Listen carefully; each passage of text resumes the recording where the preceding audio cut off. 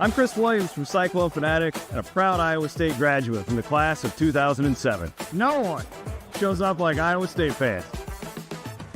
And Cyclones support Cyclones on and off the field. Your gift can provide scholarships to students, fund groundbreaking research. We can even drum up opportunities for the marching band. Visit MoveWhatMatters.com to learn how you can make an impact today.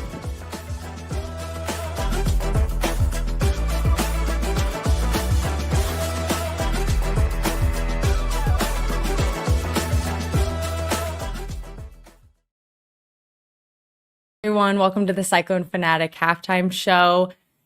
We are in the Wild Rose Casino studio, and it is presented by the Iowa Pork Producers. We are so thankful for the Iowa Pork Producers' continued support of the Cyclone Fanatic podcast network. I'm your host, Lea Nelson. Chris Williams and Jeff Woody will be joining me today to break down Arizona State and Iowa State game. But before we get into it, let's thank a few of our other sponsors. Our friends over at Carl Auto Group. They've been a sponsor of Cyclone Fanatic Podcast Network for nearly 10 years. We are so thankful for them. So go to carlautogroup.com today for all of your vehicle needs. And our friends over at Central States Roofing, thanks to them, they've been a locally owned business for 56 years and counting. So make sure you visit csroofing.com for more. All right, Chris, Jeff, we've got all three of us talking about the Iowa State-Arizona State game. Arizona State is leading Iowa State 24-10 going into half. What are your initial vibes? We'll start with you, Chris. Just a crippling into the half there. There was a sequence where there was the bad no PI, which was a terrible no call. And Iowa State gets a stop, right? They had an awesome stop. Dominic Orange gets the sack, and you feel like you're going to come out of that unscathed. And then the offense goes 3 and out. You punt it away to him, give him a short field. Scatteraboo does Scatteraboo things, gets the big run. It really, the backbreaker there, I thought, Jeff, just that entire about 5-minute sequence of the first half. And I don't know why Matt Campbell didn't call a timeout at the end of the first half. I thought it was really odd. They had 3 timeouts, and he just kept them all in his pocket. It was like he just wanted to get to halftime. I don't know. But I don't know, Jeff. Is it Scatteraboo or is it Iowa State's defense not tackling? Because it feels like the defense has been in pretty good spots. They're just not making the plays. What do you see? Yeah, I'm going to give you the glass half full part. Now, granted, you're down 24-10. I'm not saying this is a good position to be in, but as far as like panic, because I would imagine there's a decent amount of Iowa State fans that are losing their minds right now. Tell me one play that Arizona State has done on schedule to succeed against this Iowa State defense. Well, it's Scatteraboo. He's just doing it on his own. Yeah, exactly. So if you're so the big plays they've had, the 4th and 1 play action, which is an awesome play call. Like everyone in the world knows that number 4 is going to get the ball there. So you play action to him, throw it downfield, keep the safeties back. It's awesome play, great decision. But other than that, they've a couple big pass plays, which are like, dive around a defender, barely pick the ball off the ground, coming off a play action. That's not a sustainable way to get the ball down the field. And the rest of it's just Scatteraboo doing Scatteraboo stuff. So if I'm Campbell and Haycock, defensively, what I'm looking at is pull your head out of your ass. You're not trying to strip the ball from him. You're not trying to dive over. You're not trying to kill him. You're trying to wrap up. And everybody else, you can't assume that the first guy is going to bring him down. So if you can even just mitigate the amount of after contact yards, you're not going to stop him, but mitigate the amount of after contact yards. And then the other thing, the other point that Chris brought up is why did Campbell not call timeout? I imagine that's a lot of understanding the eyes and the personality of the team. And rather than them trying to force a play and make a mistake if they're a little deer in the headlights, then just take it to halftime, be able to have a conversation with him. You get the ball coming out of halftime. So to me, it's not the worst position of all time. This feels a lot like first half Iowa, where you know there is one thing that they're doing to beat you. One. It is number 4. Tackle number 4. Where have we seen that again? Caleb Johnson. Tackle number 2. And so it's very similar to me how they're going to have to come back and play this. But offensively, it's a low possession game. You're going to have to capitalize on that. So overall, It's not the worst position because Arizona State's having to make off-schedule plays. Offensively, they're going to have to just be a little bit sharper because you're not going to get 8 possessions in the second half. You're going to get like 5 or 6. Yeah, exactly. One of the encouraging things, Iowa State's averaging over 5 yards per carry on the ground on offense. I mean, they've done a really good job bracketing Iowa State's wide receivers. The middle of the field hasn't really been much of a weapon for Iowa State, but I'm glad you made that point, Jeff, because it's not crazy. You go out and score a touchdown on your first drive here. It's a 1-possession game. Get a stop, and you're right back in this thing. I'm worried about time, really, because I'm with you. Like, they're not gonna do much crazy. Man, a turnover would go a long way. I just feel like Iowa State, if they're gonna win this thing, they're gonna need to steal a possession in some capacity.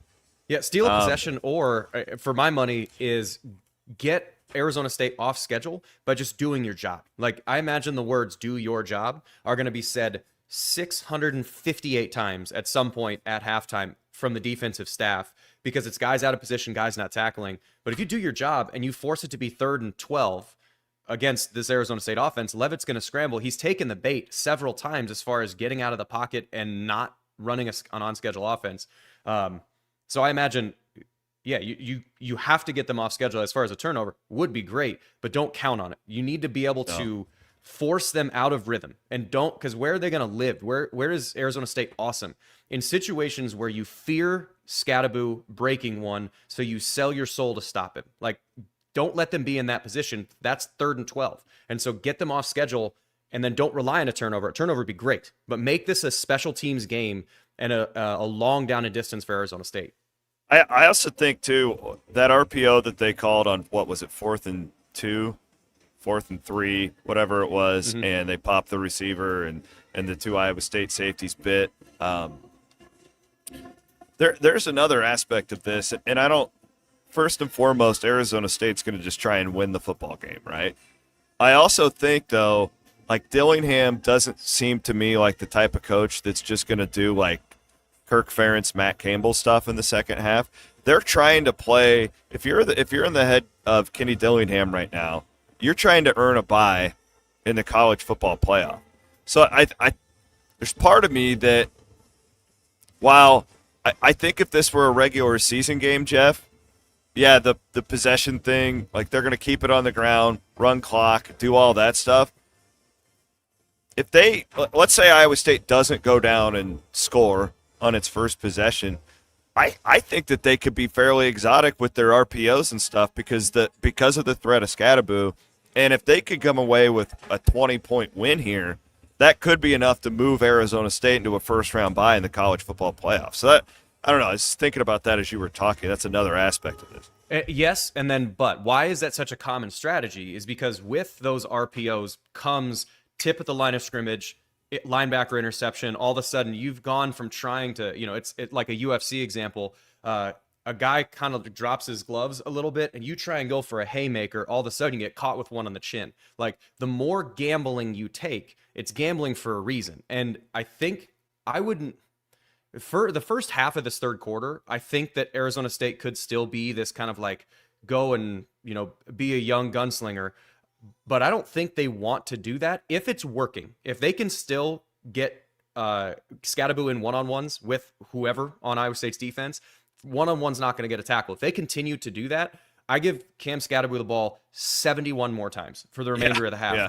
But the reason why teams do that and they just sit on the lead is if I win by 1, if I win by 10, if I win by 30, it's still a win. Because the more they gamble, the more that stuff can happen. So to me, I would expect the first half of this third quarter to be a decent indicator.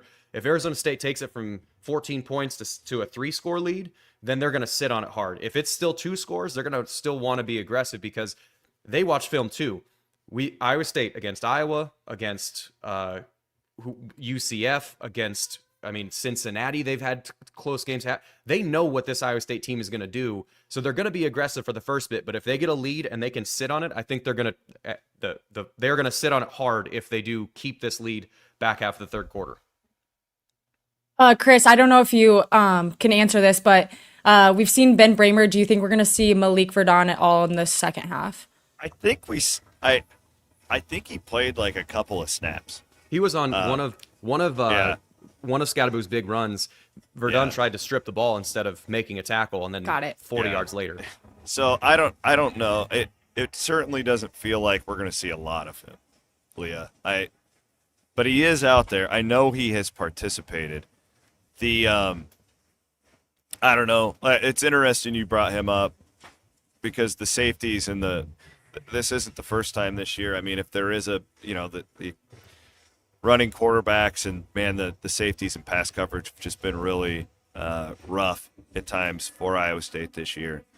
And I don't know. It seems like if Verdon is going to play, it's just going to be in spot moments because he's dressed. He went through warm-ups. He did all that, but I bet he's played 3 or 4 snaps at most. So I'm not really banking on it. Would like to see Bramer get more involved. I don't know. What do you think on that, Jeff, with the offense? Because, again, like they started off highly efficient. Then they had to settle for a field goal in the red zone, which we hate. This is an anti-kicking field goals in the red zone podcast. I can promise you that. But it doesn't feel like the receivers are getting open, which they were in the first quarter. I thought Iowa State's drive to start the game may have been the best drive of the season. All the different formations that were used, the different looks, using the whole field. But it really stalled out.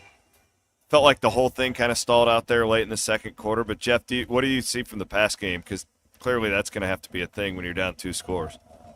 Yes and no. And I think I'm going to give you another game comp because this is sort of what it feels like a little bit. How many offensive points did Kansas score in the second half? Only like 7, I think, 7, right? Yeah. The offense then, they're not chucking it all the way down the field trying to get 60-yard touchdowns because it's the same thing. The gamble may or may not work, but what Iowa State started to do, they just ran out of possessions and they started to get forced into a corner by Scadaboo. The defense must tackle better. If it doesn't matter what the offense does, if the defense can't tackle better, offense can do whatever they want and they're still not going to win the game. But if the defense is able to get a stop, you still just run your offense because what Arizona State's doing is they're playing everybody back. They're trying to double cover 13 and 9, which has led to Bramer, Burkle, Carson Hansen. I mean, the running game has been there. So the more you do that in this half, the more you just start to put pressure back in because now, like as an emotional thing, like what are the guys feeling more than a strategy thing is Arizona State's got a 14-point lead. Everybody in the world, everybody in the stadium is expecting Arizona State. So what happens if it becomes a 3-point game, 6-point game? Iowa State's trailing a little bit. Is you start to feel the pressure of it. And so the more that Iowa State puts pressure in the running game and underneath, if they're able to get a touchdown drive, even if it takes 9 minutes to do so, they're going to have to start then bringing those safeties up and then give me one-on-one with Jaden Higgins all day. Even if he's been tackled or they've been stopped a couple times, they're not going to be able to do it the entire game. So you don't feel like you have to throw it all the time. If they're going to play 2 safeties back, get a touchdown drive that takes 7 minutes. But again, nothing on offense matters unless the defense can tackle better. So that to me is the main focus for where Campbell is probably spending his time. And then offensively, it's just execute. Like Rocco, execute, block, understand where the blitz and pressures are coming from. Yeah. But defense matters more here. I'm so frustrated though, Jeff, because I feel like Iowa State's defensive line has played a really good game. They are getting pushed. They're disrupting, and it's just been bad tackling, in the second 2 levels. But I don't know, I don't hate Iowa State's what they've done game plan wise. I think that all of our scouting on Arizona State prior to this was spot on as far as what we thought they would do and how Iowa State has counteracted it. It's just sometimes I'm sure you both have been in a position where your coach tells you to do something and you just can't do it, right? Like where you have a great game, like the Joes have got to go out there and do it at some point. I don't know. It feels like the game plan's been really good on defense, but they're just missing the tackles. And I would also point out Dominic Orange is having another outstanding game. He has been disruptive.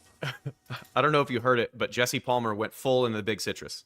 And then they put a close-up shot on his nameplate that said orange. And when he did this after the sack, they said Jesse Palmer goes, he's spraying vitamin C everywhere. So I just big fan of that. But yeah, scheme wise, they've been doing fine. It's just the execution with tackling. Like, you're not gonna Scadaboo's not gonna fumble. If he does, get it. But like one of those big plays I mentioned, Verdon was in there. He tried to come up with like a haymaker over the top to try and punch the ball out rather than just tackle the guy. And like it's the trying to make the bigger play than what is necessary. So I think that's a lot of it. Is, you know, to use a softball example, Lea, it's like, hey, you know what's better than a strikeout is a single. You don't have to hit a home run here. Just hit a single. If it's 2nd and 6, cool. It's not a 50-yard gain. So I think a lot of it is they're swinging for the fences defensively because they feel like they have to bring so much to the party to tackle him. But then you have idiots like me though. I'm going for the ground rule double, right? Let's make this stuff as complicated as possible. Like trying to get off the top of the fence. I'm with you, Jeff. I think Iowa State's still got a shot in this thing. It's just that Scadaboo's just so good. Like sometimes you just have to pat him on the back too. But I know Iowa State can tackle better than they are. They've really tackled pretty well over the last month of the season too. Really since that Kansas game on. Yeah, and right. that it's just tackling. That's the number one thing for the rest of the half. If they do that, they win the game. If they don't, Arizona State runs away and hides. Perfect. That's what I like to hear. That's what I like to hear. But thanks, Jeff and Chris. You guys can join us back. Leah. Yeah, of We'll course. see you after the game. Yeah, All right. you join us back after for post game. And thanks to our sponsors, Central States Roofing and Carl Auto Group.